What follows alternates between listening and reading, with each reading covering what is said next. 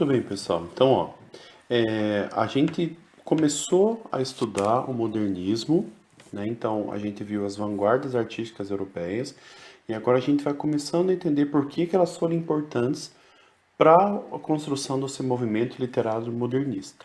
Antes da gente chegar no Brasil, a gente vai falar um pouquinho sobre o modernismo em Portugal, por dois motivos. Primeiro, porque os dois autores que eu escolhi, eles têm sido muito falados, muito comentados e um deles, que é o Fernando Pessoa, tem sido muito estudado durante muito tempo, tá? Então, o segundo motivo é porque inspirados nesses autores, escritores do mundo todo escreveram sua literatura, inclusive os brasileiros, tá bom? Muito bem, então vejam lá. O primeiro deles é a primeira. Então, a Flor Bela Espanca é uma portuguesa e ela tem um tom bastante melancólico, ela tem um tom bastante nostálgico.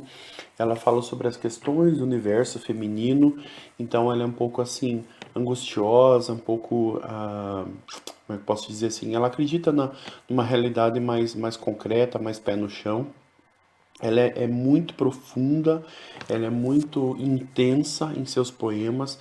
Eu escolhi esse poema para mostrar para vocês, então ela diz assim: eu quero amar, amar perdidamente. Amar só por amar aqui, além, mas este e aquele, o outro e todo mundo. Amar, amar e não amar ninguém. Recordar, esquecer, indiferente. Prender ou desprender é mal? É bem? Quem disser que se pode amar alguém durante a vida inteira é porque mente. Há uma primavera em cada vida e é preciso cantá-la assim florida, pois se Deus nos deu voz, foi para cantar. E se um dia eu hei de ser pó, cinza e nada, que seja a minha noite uma alvorada que me saiba perder para me encontrar. Olha que lindo, né? É muito lindo esse poema dela. Então a Forbella Espanca, ela escreve sobre essas questões assim, né, da alma, do espírito, do sentimento, fala engraçado, né, no começo ali, ela diz que ela quer amar todo mundo, né, e a vida dela foi meio assim, ela foi conhecida pelos vários casamentos e divórcios que ela teve, né? Então parecia que ela estava realmente vivendo isso que ela coloca nesse poema aqui, tá? O segundo, pessoal, é o Fernando Pessoa. Até a gente brinca quando a gente ensina que é o Fernando Pessoas. Por quê? Porque o Fernando Pessoa ele inaugurou uma estratégia literária, uma estratégia como escritor, de criar heterônimos.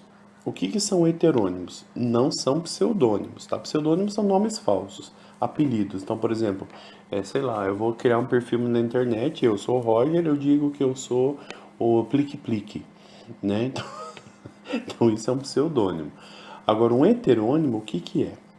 É quando um autor escolhe uma outra pessoa que vai assinar as suas obras.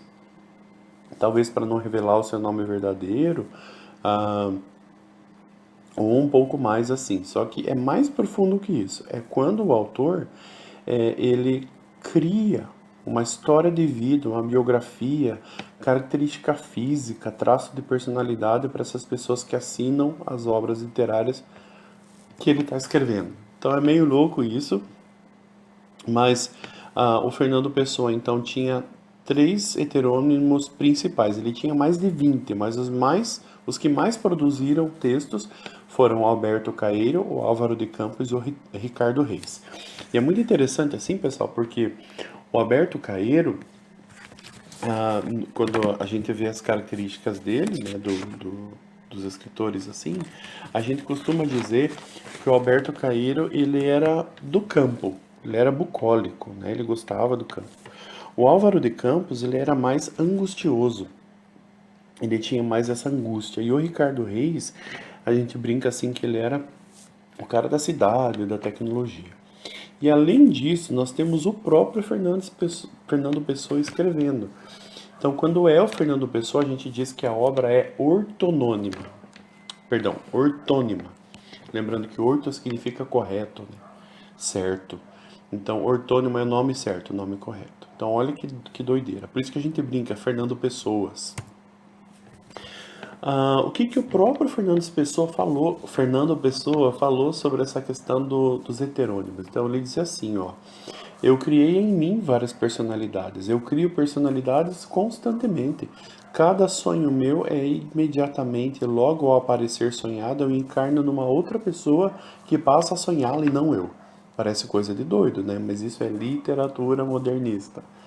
Para criar, destruí-me.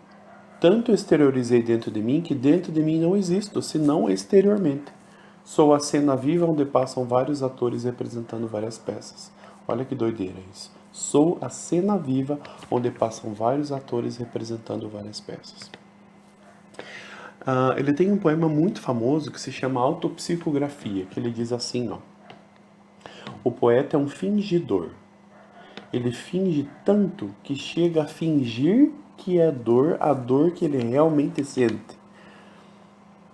Os que leem o que ele escreve, na dor lida, sentem também, não as duas que ele teve, mas só a que ele não tem.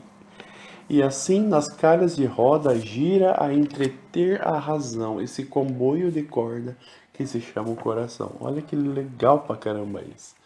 Né? Então, leiam depois com calma esse poema, tentem entender, mas ele fala sobre a criação poética, o papel do poeta, é muito interessante. E o outro poema dele é chamado Mar Português. Ele é muito famoso. Essa primeira frase é muito famosa, esse primeiro verso, né? Ó mar salgado, quanto do teu sal são as lágrimas de Portugal.